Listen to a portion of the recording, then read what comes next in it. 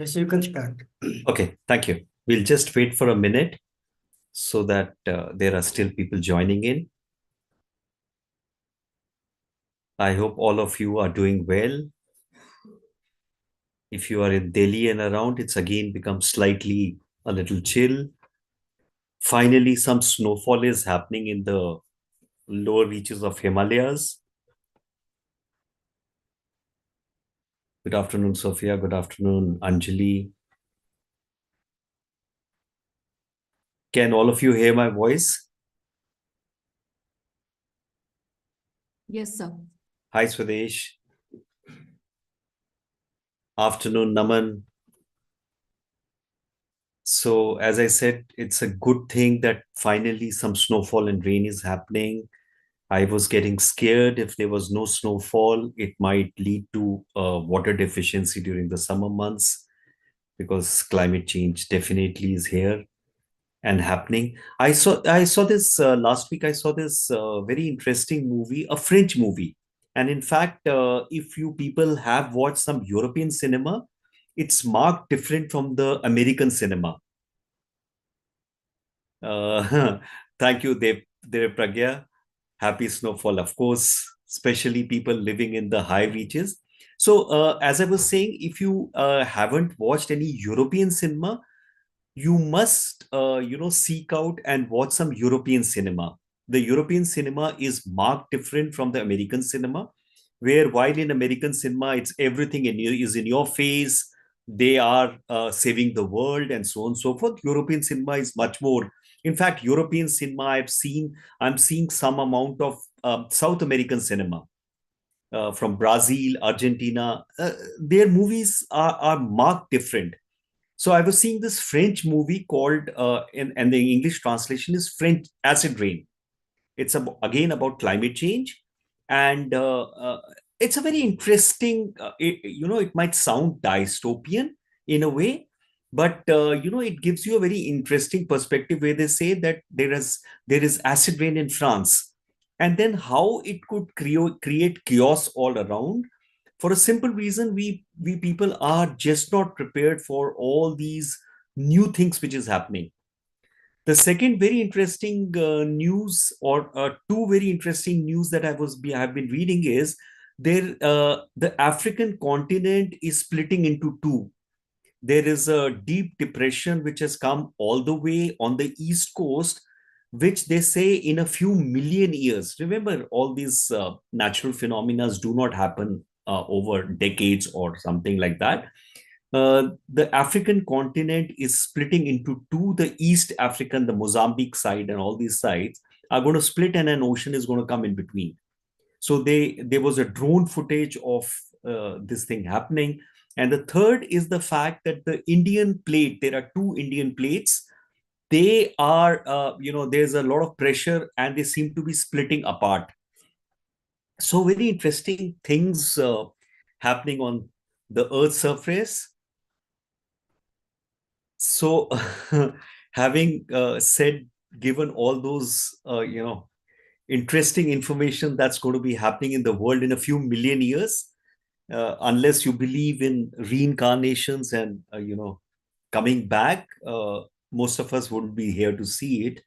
But nevertheless, these are very interesting news. Let me start with what we are going to do today. Hang on. Okay.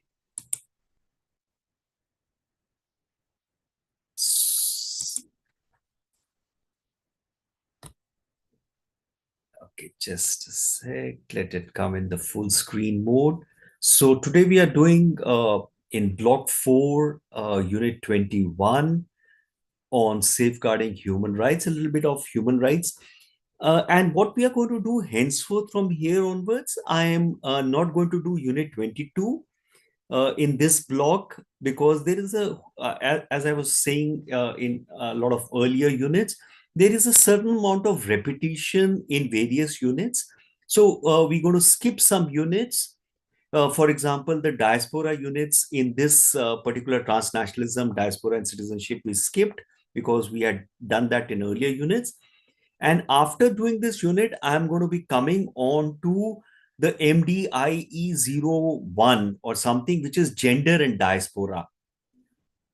And I'm going to club unit, I think 6, 67 or 6 or 67, 68, 69, which is basically history and how feminization of migration happened. So I'm going to club certain unit so that we are able to do newer concepts and rather than keep repeating the same thing across various classes, which makes it repetitive and boring. So let's look at how human rights come into the picture. Human rights is a very interesting, term. In fact, in one of my undergrad classes on human rights, which I was doing, one of my students asked. We were talking something about, crime, felonies, and criminals. And this guy, this boy, very surprisedly asked me, but they are criminals. And my counter question was, does them, doing a crime or them being alleged criminals, even if assuming the fact the justice system has pronounced them a criminal, does it stop them from being a human being? And does human beings have certain natural rights? And after all, every academics or everything that we are talking about, for example, in journalism and mass comm, essentially the story is about human beings. The story is not about the journalist or the technology. So in the whole story or the whole knowledge gathering or the whole intellectual or academic or scholarly discussion that we do is basically because the story is about human being. So let's look at this particular unit and why are we talking about human rights. The methodology is the same. You can stop me at any moment of time. You can put it in the chat. We can pick up the chat questions. If you want to add something, you can please go ahead and add something. Objective is to understand scope of human rights, diaspora, and why diaspora. Why are we studying human rights in diaspora? Course and fundamental rights. So, in political philosophy, there is something called a social contract theory. And the social contract theory says the objectives of the state is to safeguard and protect the right of individual. Inevitably, it is something like this: the individual gives up some rights to the state for the state to be able to protect those individuals. According to Aristotle, state came into existence out of the basic necessity of life and continues for the sake of good life. Similarly, the institution of family was there so that the offspring could be protected, the offspring could be taken care of. Otherwise, that's how evolution of institution of marriage or family and the state comes about. Existence of state to be recognized with protection of rights and liberties of individuals, which is the main objective. So this is one political philosophy. Protection of dignity of individual, essential element to maintain harmony and tranquility in society, as its violation can have grave impact on individual rights as well as group. So again, this rights, human rights, individual rights, this discourse on rights and duties. There's been a lot of discussions, and this discussion can continue ad infinitum. The point of the matter is, again, as I said, the stories about the human beings. The stories about the human beings being written by human beings, and each individual is entitled to some rights. So as the all these philosophies developed, and and these philosophers and thinkers started looking at what is life and how an individual is contributing as a part of society or as a part of the state or a nation, etc., they came up to this conclusion that every individual is entitled to some rights which are inherent to human existence. Because how would you otherwise distinguish between humans and animals? Violation of such rights on basis of gender, race, caste, ethnicity, religion are called violation. are also known as basic rights, fundamental rights, natural rights, and inherent rights. Now, people can argue whether they are natural rights, means the nature has given them, these rights to the human beings. So this debate can continue, but more often than not, a large part of the scholarly discourse talks about certain rights because, again, the underlying thing is the story is about the human beings. Not a new phenomena, even though human rights as a term is a 20th century term, but its notion is as old as humanity, gone through several phases of development to recognize, respect, and safeguard. These rights had a place in ancient societies, referred by different names: social, cultural, and economic rights. Just a quick hurry up on the introduction. Essential for all individuals, as these are consonant with the freedom and dignity and ultimate contribution to so remember, we have talked about belonging, we have talked about it, an identity. How do these concepts come into being? How does creativity come into being? If for example, a person is basically his or her own focus is on gathering food to sustain himself or herself, or to protect himself or herself from predators, there is no way that that creature, a human being, will have time for creativity. So inevitably creativity happens once your basic needs are taken care of. How are your basic needs taken care of? If you are a part of a citizen of a state, then the state is supposed to do certain protections, allow you to do certain things, so that the basic harmony and creativity and etc come in, which again then contributes to the society. Is necessary for development and growth of an individual personality, which ultimately contributes to the development of a nation. See, inevitably, if you are not allowing individuals to develop their own identity. So, for example, in a family, if your children, you are not allowing your children to have certain identities, or exploring avenues, more often than not, your children are going to be a photocopy of you. And inevitably, when in a society the citizens become photocopy of each other, then what typically suffers is new ideas, creativity, and so on and so forth. It's an internationally recognized issue, and various international institutions have been established. We look at some of the instruments.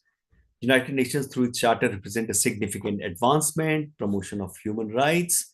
There are 4 international instruments created under UN, known as the International Bill of Human Rights, which include Universal Declaration of Human Rights 48, International Covenant on Civil and Political Rights 66. And inevitably, when you look at when you look at something like a development studies, or a development of individuals, development of societies, you will see that it's not just one factor.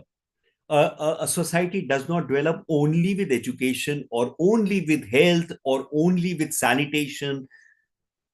And if everything is there, then a certain amount of political rights need to be there. And in the absence of that, there are societies today where political rights are not there, or they are very limited political rights. There are societies where there are very limited civil rights, economic rights. Those societies also exist. But again, these are all arguments as to what, and typically in terms of philosophy, how does a human being evolve? What are the states of evolution of nations, of communities, of individuals? Is that the only state? And how does individual and human being differs from animal, and so on and so forth? The optional protocol to the International Convent on Civil and Political Rights. So why human rights?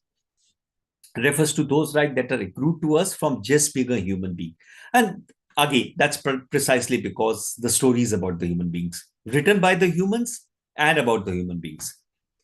The subject of human rights are not members of this or that society, but of a community of humankind. And then, as I read this statement, you will understand why this particular topic is there in the diaspora and migration studies, because inevitably human beings move. If a human being moves from one country to another, one nation to another, which has 2 different laws, are there some absolute rights which a human being should have across nations, or the right should vary from nation to nation?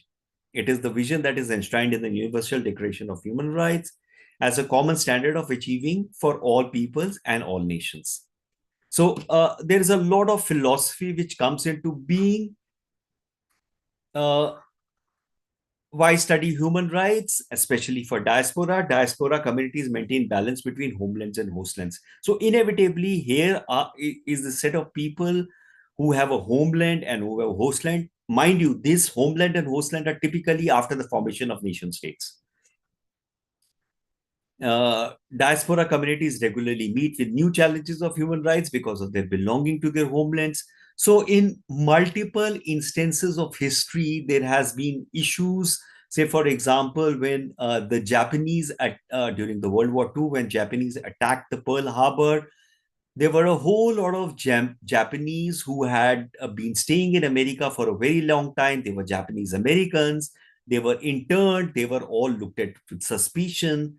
Similarly, when there was a war between India and China in '62, there were a whole lot of Chinese in Chinatowns in Calcutta and other places who were looked at with suspicion. For example, in the near past, when COVID happened, and there were theories of COVID being nurtured in labs in China. There was a whole lot of backlash against Chinese in the world, and suddenly these diaspora communities, have to meet new challenges because of their belongings to their homeland, and yet they are in a host land when a country is in turmoil because of many reasons. Diaspora face numerous challenges. There is a message: illegal migrants ask for refugee status in other country, also based on human rights. Absolutely, Naman. Inevitably, the word illegal becomes a little problematic because, in a sense, if you look at it, they might be undocumented. So undocumented is more, a slightly better word, though illegal is in terms of law, legal and not legal. And inevitably, when we look at the larger issue of human rights, and that's why we are talking about human rights, every person has certain rights, and a nation, if not looking from a security lens, which most of the nations today look from it, uh, a person, if you look at human history, a human history is of everybody being illegal. Everybody in every part of the world is illegal because the evolution happened in in Africa. So everybody, in a sense, is illegal, but we don't term it at that way. Yeah, the illegality came once the states came into being, once citizenship came into being, once there was law of who's a citizen and who is an undocumented or an alien, and that's where the legal and illegal term came in. Naman. Yeah, yes, sir. Okay. Uh, then there are 5 tenets of human rights. There is something called universal, belong to all people equally regarding of status. All people are born free. Again, when I look at, do all people born free and equal in dignity, right? So, for example, today a person who would have been born in, let's say, Gaza, he or her's only fault is that he or she has been born in Gaza, which is being occupied. So, or for example, if I was born in the US or in Europe, my sense of rights are totally different than what I would have been born in a third world country or a developing country. So, and yet these are what, the larger notion of, how the humankind would envisage itself to see, that all people are born free and equal in dignity and rights, inalienable in that they may not be taken away or transferred. People still have human rights even when their government violates those rights. So, for example, when we see Uyghurs in China and the way China is, treating this particular population, or Myanmar and Rohingyas, there are multiple cases of violations in India, in the US, in just about every part of the world. Again, they say that human rights is inalienable, interconnected, because the fulfillment or violation of one rights affects the fulfillment of other rights, which is actually true, because today globalization, when we look at it, there is also, we are interconnected in everything that we do. So in a class, all students are interconnected. Students are interconnected with the teaching faculty. Teaching faculties are interconnected with each other. Universities are interconnected with each other. And inevitably, everything affects everything else.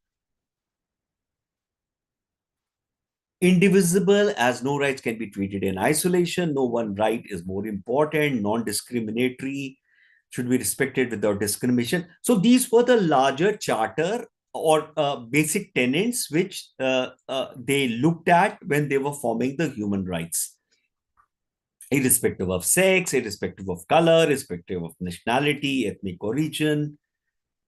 So these are the 5 tenets. By guaranteeing life, liberty, and security, human rights protect people against abuse by individuals and groups who are more powerful. And that's what distinguishes the human society from the animal society. So if you see the animal society, might is right, in the sense that whoever is the bigger predator will prey on the prey.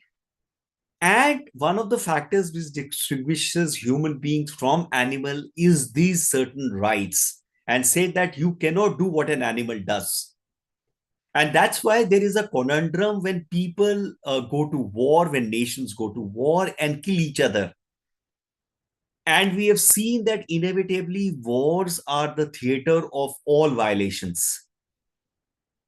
We have seen it in all the wars, we have seen it in all skirmishes, and yet it keeps happening because somewhere down the line, we evolved from animals. There's a whole lot of animal nature within us. The rights are basic to civilized existence, and the right to life is the most basic. So that's what the human philosophers or the various philosophers said, that it's the story of human beings. We have evolved from animals, yet we are civilized, or we are looking at a civilized existence.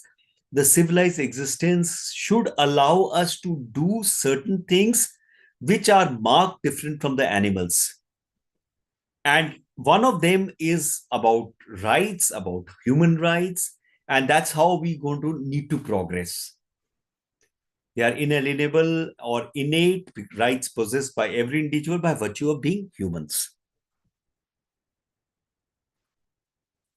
Then, additional factor to civilization is democratic societies. Fundamental human rights and freedoms are more than mere aspirations. They form a part of the law. So if you read the Constitution, they are talking about rights. Those rights, mirror a lot of human rights. They do talk about, moderation in terms of rights with duties. However, the rights come first, the duties come later. They form part of the law, and therefore their protection becomes the obligation from those who are interested. So that is an additional part of the democratic setup. So some basic things on civil and political rights: equal protection under law, right to be free from detention, arbitrary detention, right to be fair trial. Do not think now in terms of whether they are happening or not. These are, remember, we are doing an academic and scholarly pursuit in terms of understanding what is that the philosophers and the various people who came before us thought in terms of how the society should come in: right to fair trial, right to impartial jury, freedom to religion and worship, expression and speech, self-expression and association, right to vote and participate in politics. Then there are certain cultural rights: right to benefits of culture, right to indigenous lands, rituals and shared culture, right to speak one language and mother tongue, education. So I picked up, there was a very interesting thing which happened the other day. I was driving, and in one of the radio channels, I think 94.3 in Delhi, NCR, there was somebody who was talking about these Africans in Salvador, El Salvador. Now, I was sure that Africans would be there in South America or Central America. El Salvador comes in Central America. But I got curious and I wanted to know, how did the Africans reach El Salvador? And I Googled it. And when I Googled it, I came across this article in a newspaper of El Salvador, where they are talking about. So most of us know about the Atlantic slave trade, where the Africans were picked up and taken to North America to work in the cotton and other fields. There, the Spanish picked up Africans and took them to Central and South America, because the Spanish were colonizing Central and South America. So these Africans reached El Salvador, and they were there, and they continued to be there. And like any other diasporas that we know about, they carried on their practices, which they were there in their homelands. There were no nation states at that time, but wherever they were, they carried on their practices in Salvador.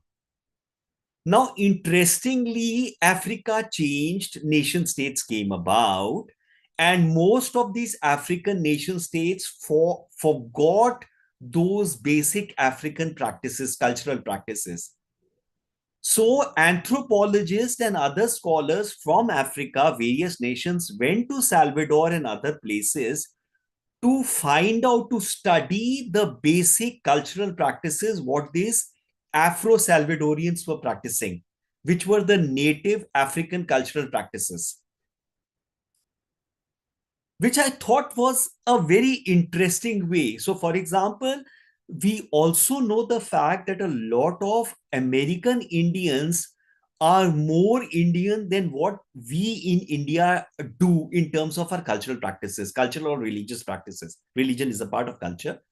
So they are much more traditional than what we Indians in India are doing. We have modernized, Americanized, globalized. Those guys are still holding on to certain practices which were traditionally Indian. And so I got this newspaper, and cultural contribution to El Salvador can be traced to Africa, including rice, horchata, plantains, and enil, a dish from their hometown that can be traced to Afro-Salvadorians. And the interesting part is these Black Salvadorians, hang on, a lot of Afro-descent people also settle in northern part of Ecuador. Absolutely, Anjali, Ecuador is also, Ecuador is Central America, na? Central America. Anjali? So actually, geographically, it is South America. Central America is El Salvador, Honduras, Nicaragua, and Costa Rica. Correct. So again, the Spanish were there. You're absolutely right. So there are a lot of Afro-descent people out there. And they, Anjali says they are called Esmeraldas. Anjali, how do you pronounce it? Esmeraldas. Okay. Yes. So Anjali shares this additional pieces, nuggets of information. And remember, the Spanish had colonized Central and South America. And interestingly, these Black Salvadorians face racism in Salvador from the white Salvadorians. Most ethnic groups were migrating to El Salvador, but favored people of European descent. Remember, I had told you the story of these Europeans in Argentina, because the native Argentinians believed the fact that the white Europeans will increase productivity in Argentina. So this fascination for white is a part of the media narrative, and somehow has got ingrained as a part of the colonization, that the whiteness brings some additional value add. And this seems to be throughout the global South. Thus, he believed would promote racial mixing between local and new European immigrants that would whiten Salvador. This thing, and that is the reason possibly all these whitening creams are a big market even in countries like India. So this is a very colonization kind of cultural construct or narrative which has come in. So diaspora human rights. So basic question, why does a person or group of person leave a country and go to another country? There are multiple reasons. A large reason is aspiration. Then, of course, in terms of a group people or a group of people who are subjugated to various, hang on, there is the indigenous population in El Salvador has almost been wiped out. Yes, absolutely. But again, Anjali, another thing which has happened is because of the intermingling of the indigenous and the European population, we have a lot of mixed blood which is happening. So, for example, I met a couple of diplomats from El Salvador, and when I talked about Mayans, I didn't get a very favorable response. So, obviously, there are other ethnic tribes, and over a period of time, a lot of intermixing have happened. Anjali? Yes, sir. That is true. That is true. So, Yeah. for example, aspiration is one of the reasons why people leave, and second is in terms of state violence. Somebody wanted to say something? Okay. Secure refuge in democracies, they gain the opportunity to cut. So inevitably, activists are a set of people, persons, or a set of people who a lot of states do not like. You look at the fact that activists, in spite of the fact that US happens to be the oldest democracy, seems to have have run-ins, especially with security apparatus. When WikiLeaks founder, started putting information which was which started was looked at from the security lens, and then he was hounded out. Taken together, diaspora human rights plays a critical role in promoting democracies and human rights. See, inevitably, the activists are, or the people who ask the questions are one of the reasons why things move. Transnational repression not only threatens diaspora members' legal rights and civil liberties, but also rule of state, state sovereignty, and international human rights. We've seen across multiple cases where transnational repression happens, where states reach out and try and do repression in other states. China has been majorly, lots of case studies have come in. We recently had a case study of Indians in Canada, in the US. So this is across the world. Again, diaspora activists perform a number of vital role in a fight for democracy and human rights. One of their major contribution is to publicize information that regime seeks to repress. By connecting dissidents to global media outlets directly, diaspora activists, typically in states where media is not free, where human rights violations happen, these diaspora groups then connect international media organizations to activists in the homeland and get stories to come out. Remember, one of the jobs of media is to make the invisible visible, repressed and censored, and to provide an alternative to regime's monopoly over information. For example, very little information comes out of North Korea. For various reasons, possibly they don't have a very big diaspora which is able to connect back, possibly because the whole communication network is heavily censored. Even China, we are able to get more information than what information comes out of Korea. Activists also play a key role in demanding that host country governments implement. So they are not only they influence the homelands. Diaspora activists also influence the homeland, because as an activist, they would do activism wherever they go. Host country governments implement democratic and human rights reform. They also act as a pressure group on homelands, so that the homelands do not step out, because inevitably, also understand historically, we have seen states have a tendency of overreach. It is therefore vital for host countries' governments to recognize elevated threats and risks associated with diaspora rights so they can be proactively support and protect this community. So what homelands would typically look at something, hostlands would look at, and then there is a certain amount of politics which come into being.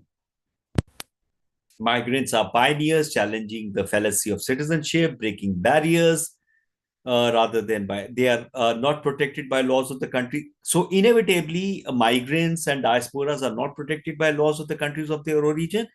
And if they get discriminated by the laws of the host countries, then obviously, it becomes an issue.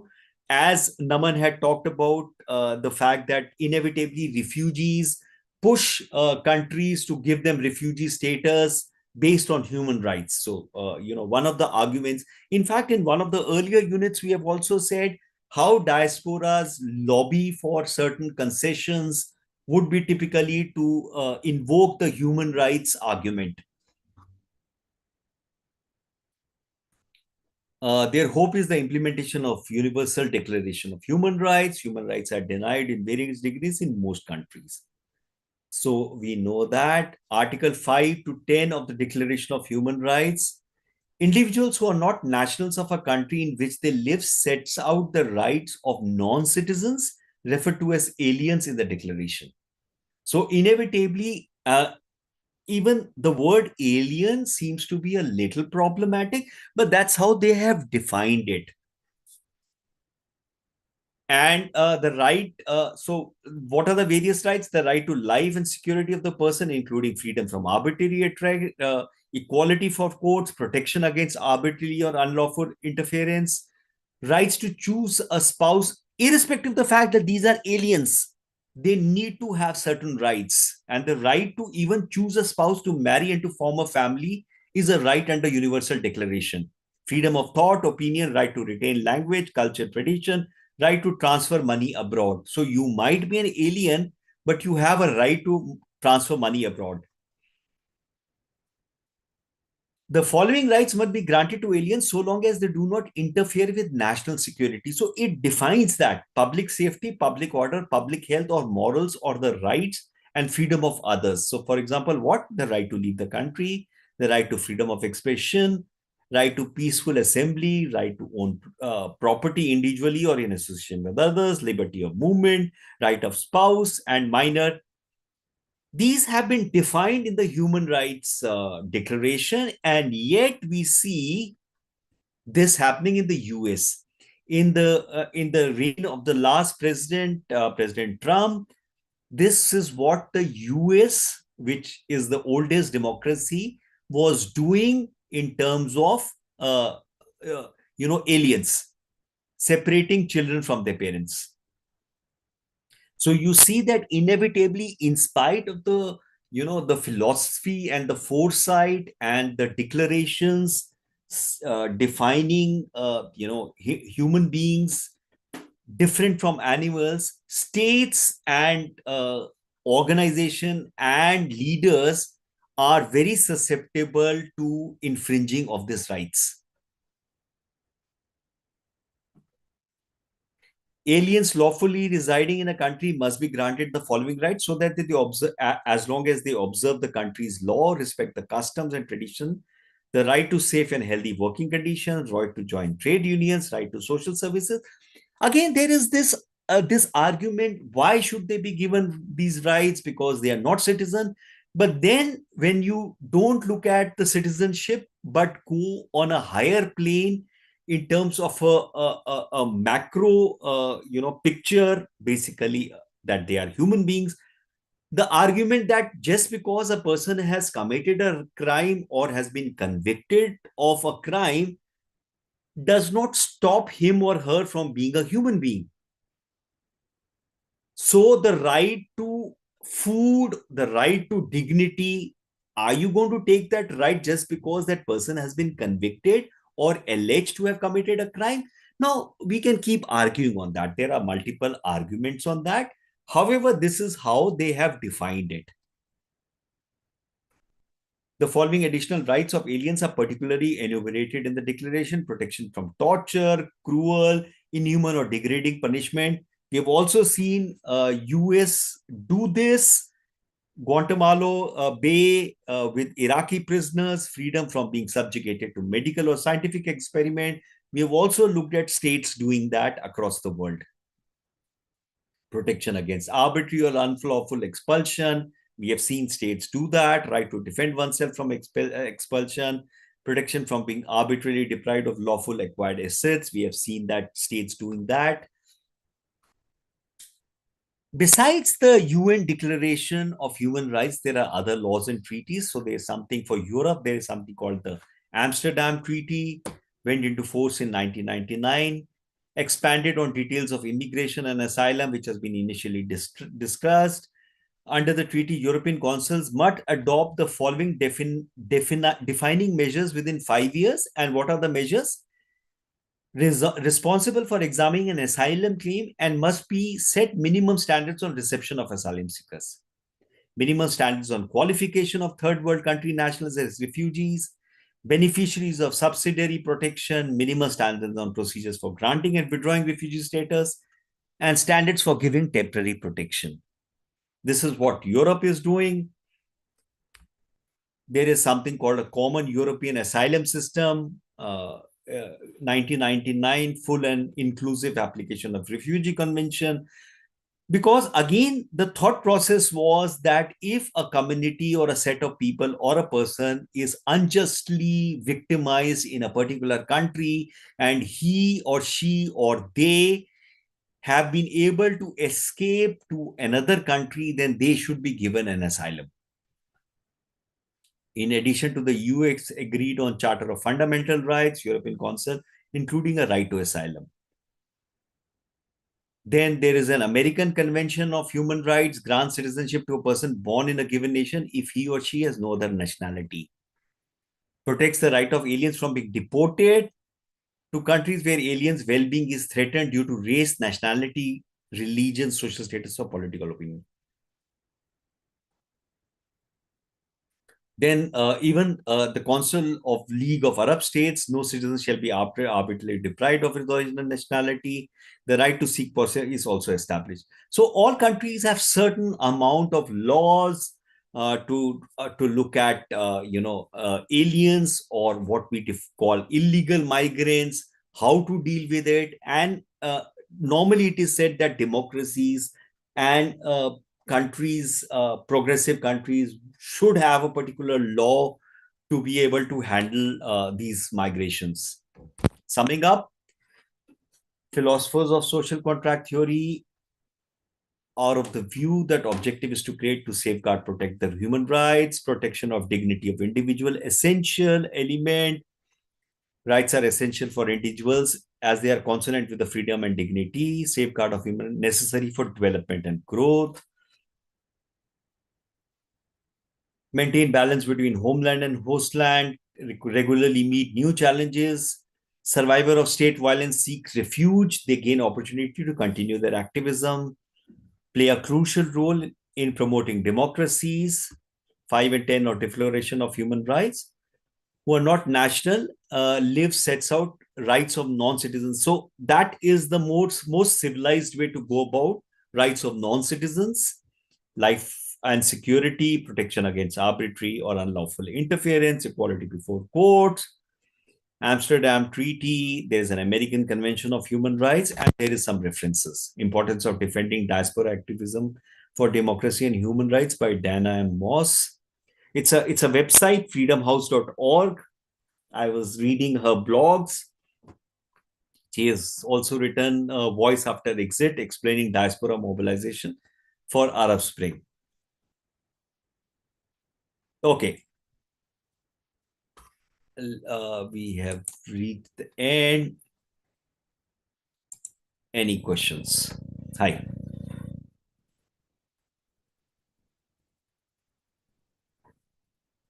Any questions? I hope I didn't go too fast, because a lot of these we have talked in various units. So I kind of wanted you to get a flavor of, the unit. At the same time, I had those few examples that I picked up. from various media places. Any questions?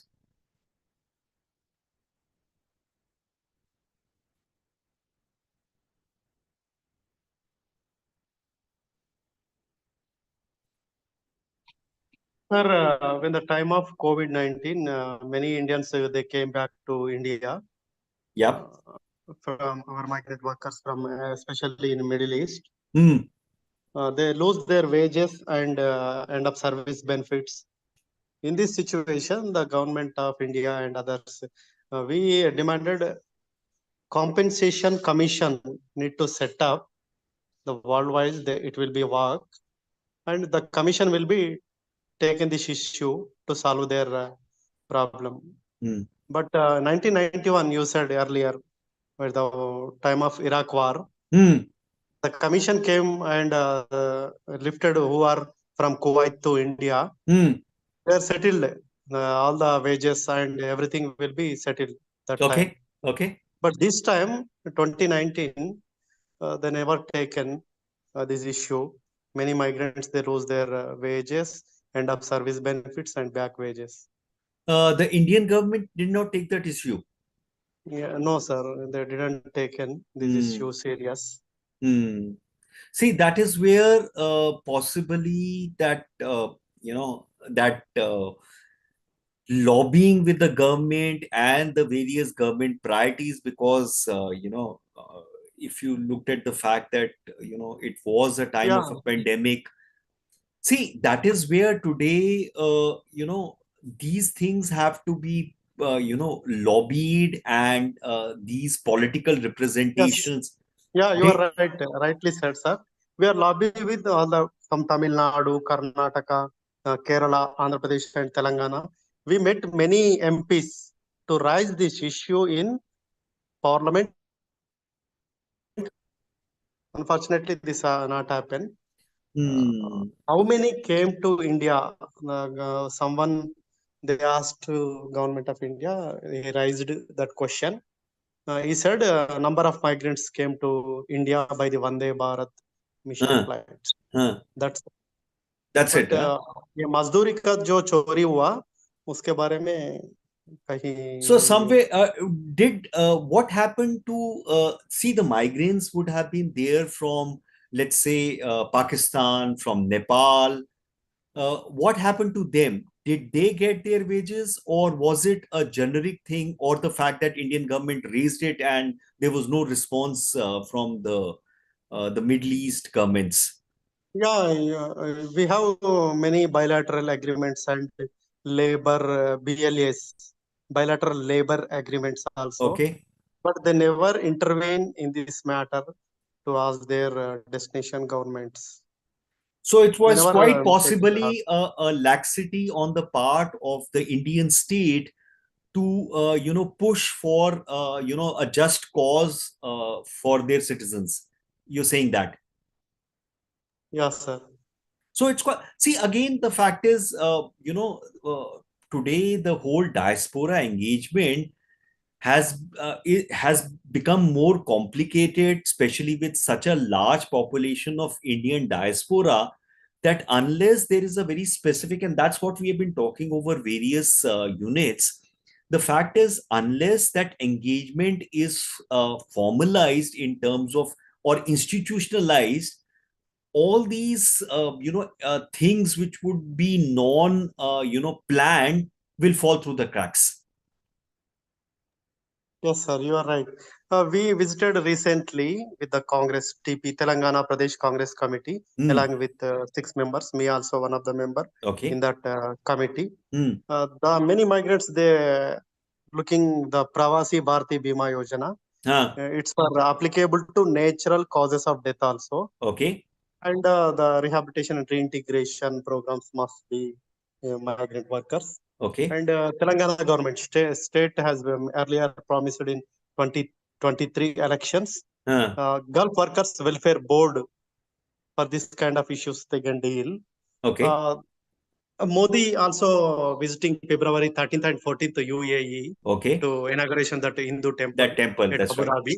In that time, our diaspora people, what you said, diaspora organization people will meet Modi ji and they will give a representation. We prepared that letter. See, more than the representation, what typically happens is, the way, again, institutionalizing, unless you institutionalize it, these ad hoc measures may or may not work. And that institutionalization can happen over a period of time with sustained engagement by the diaspora. I am still not very sure whether the Indian government is looking at diaspora as a monolith entity or is looking at diasporas, let's say in Middle East, diasporas in Americas, diaspora in East European, West European. And unless that is institutionalized, there will always be this, the ad hocs don't work, Swadesh. That is at least Yeah, that's. sir. Yeah, really. So, this representation is more like an ad hoc thing. Sir, this is the 8th time Pradhan Mantri Modi ji visiting UAE in this 10 years. Many times he And visited. now anyway, these particular, whatever is going to happen now may not fructify because it's an election year, priorities are different. Yeah.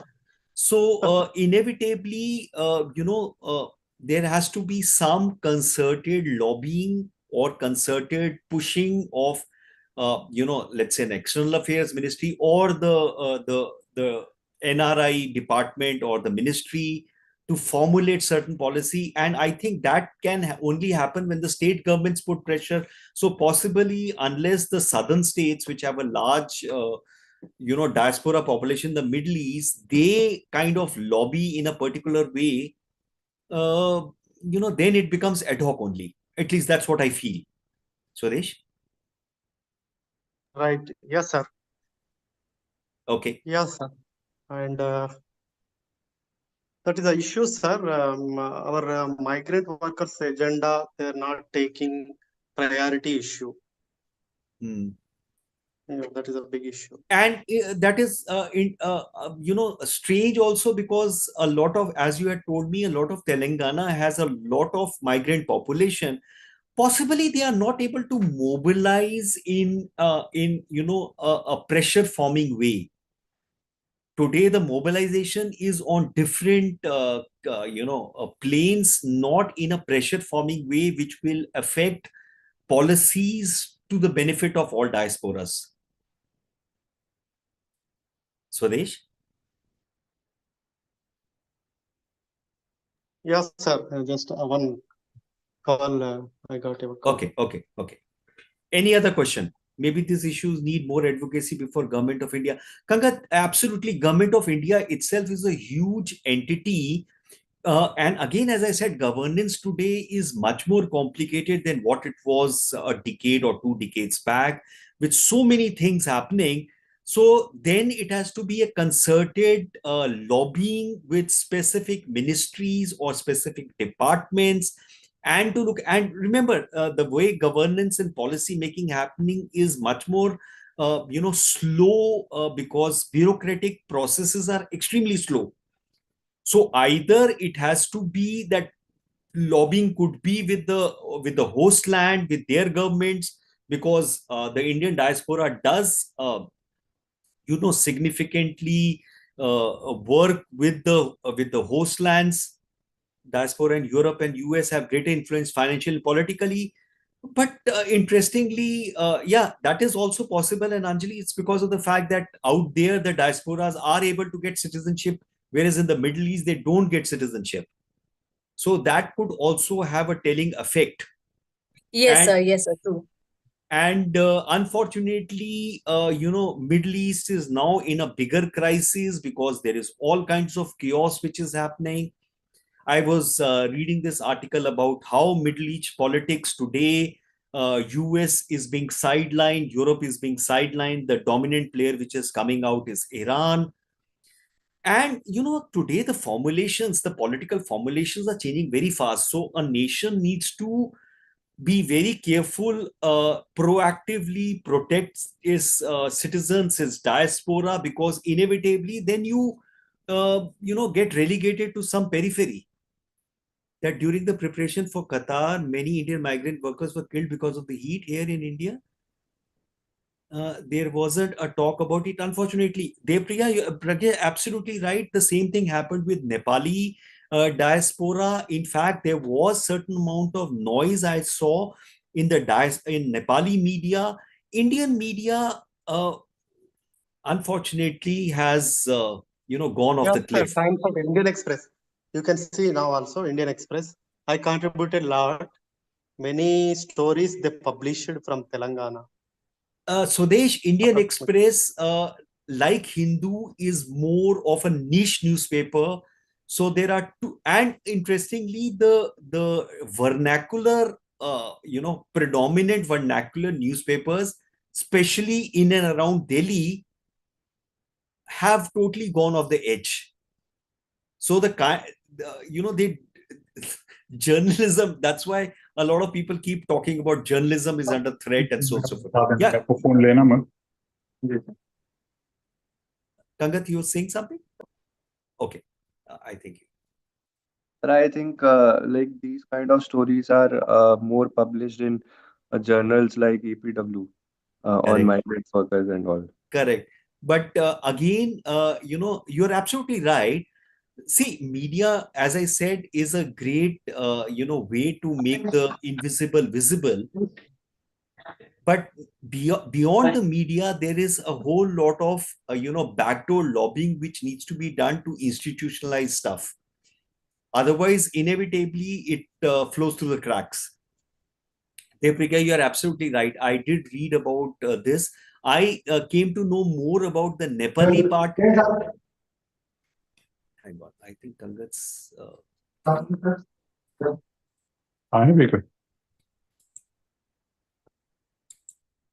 Okay, I have been able to mute. Okay, so the Nepali media was talking about it. That's how I got to know. I was not sure about the Indians getting killed. Yes, I know there was a lot of it. The conditions of work was very bad. Swadesh, did you know about Indians getting killed during the Qatar preparation? Sir, can you repeat? In the Qatar FIFA World Cup infrastructure related. Were Indians killed? Did you know that?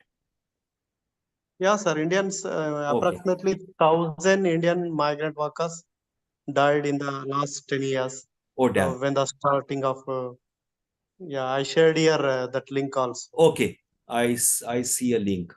I see a link. Okay.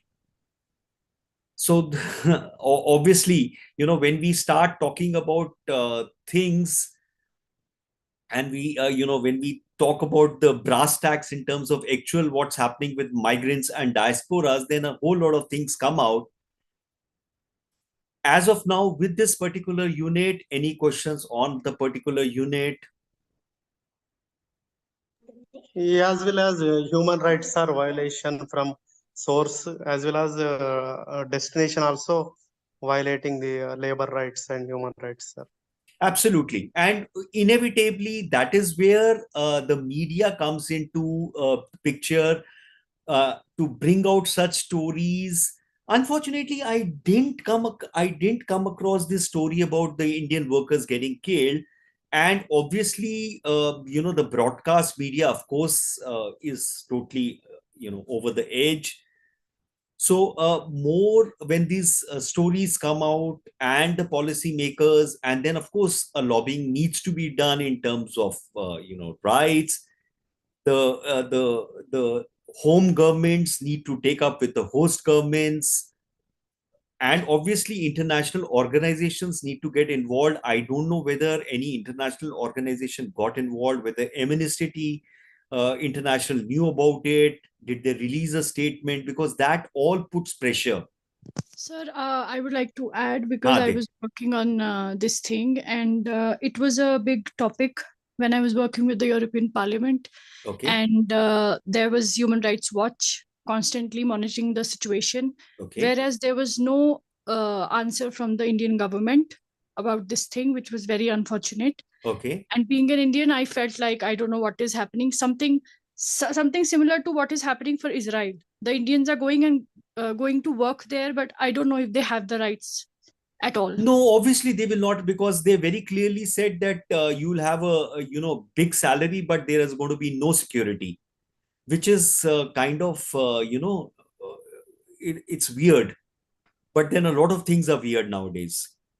Yeah, and the fun part is that it was not only from the part of our country, it was from north to the south to the east. They had names from which I could recognize they are from which part of the country, unfortunately. No, I do understand. And today again, in fact, in a lot of workshop that I go for, and I've seen this, that more often than not, human rights as a topic, or whenever we talk about human rights, there is a sense to kind of dismiss it. Rights itself, a lot of times in a lot of debates are tending to be dismissed. Some sort of a norm, narrative is being formed that, but again, as I said, Lucknow, better to die in war than out of hunger in India. Yeah, this I read definitely. So this I definitely read. About the workers going to Israel, I definitely read much more than what I read about Qatar. I don't recollect reading too much about, the migrants in Qatar, though a lot of times I do read conditions. And somewhere I feel that the state governments maybe now need to, I don't know how, but need to step out of, the center's shadow in terms of formulating their own departments and policies with respect to migrants, because that way they'll, any centralized work in a huge country like India. See, problem with India is the hugeness and the diversity. More often than not, every time we read about diasporas across the world, and when we read about good things in especially European countries, they are very small countries. India is the whole population of El Salvador is 6 million. Delhi has a population of 12 to 15 million. How, and forget the population, look at the diversity. It's kind of crazy to kind of formulate policies, create an institutional mechanism, and that's why we lose out, because anytime we centralize things, it creates a bigger problem because of the diversity. And any policy formulation with such a diversity always is bound to fail. So we still, this aspect of centralization that we so like to do sometimes has this negative consequence because of the bigness and the diversity of the country. So, sir, I would just like to add, because it's not only the project. There was also a project I was working on, the domestic workers, especially the Filipinos who are there in the UAE and the kafala system and all of that. The thing is, alongside with the international organizations, the country is, putting the step forward. Proactively acting out. Unlike our country. So again, as I said, it was pretty much absent there in Qatar.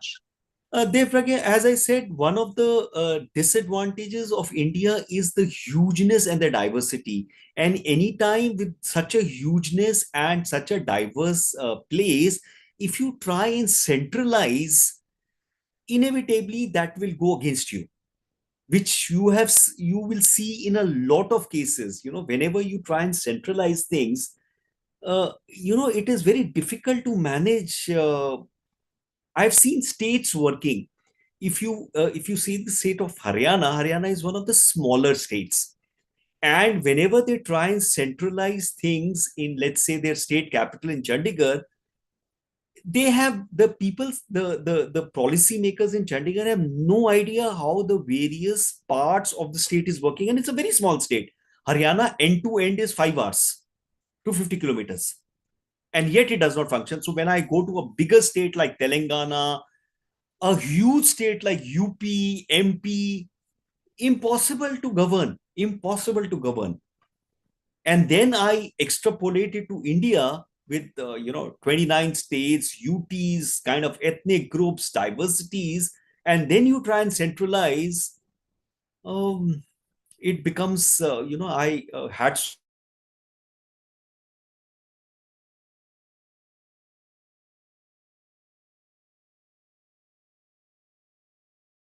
any other question with respect to this unit? We have already crossed our time.